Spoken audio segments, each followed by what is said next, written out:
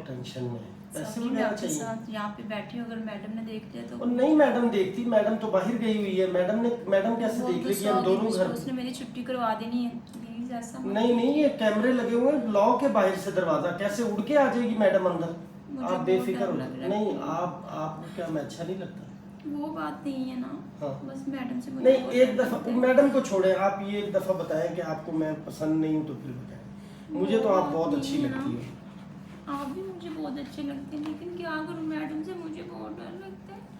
उसने मुझे छुट्टी करवा देनी है, नहीं काम से करवाती भी। छुट्टी, मैं हूँ तो फिर आपको क्या टेंशन है। कोई मेरी छुट्टी नहीं बहुत करवाती। मजबूरी है, मैं क्या करूँगी अगर उसने मुझे छुट्टी करवा दी नहीं तो? करवाते, नहीं इधर साथ हो जाओ ना, थोड़ा सा इधर हो जाओ।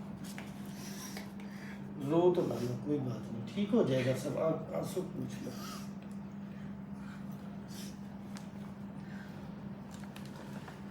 अच्छा ਇੱਥੇ ਹੁਣ ਆਖਰੀ ਹੈ ਤੇ ਇੱਥੇ ਇੰਜ ਹੀ ਖਤਮ। हाँ सैलरी सुलरी बताओ ना तुम हाँ ਉਹ ਮੈਂ ਹੁਣ ਕਵਾਂਗਾ। देखो हाँ अच्छा नहीं बताओ, आज थोड़ी सी मेरी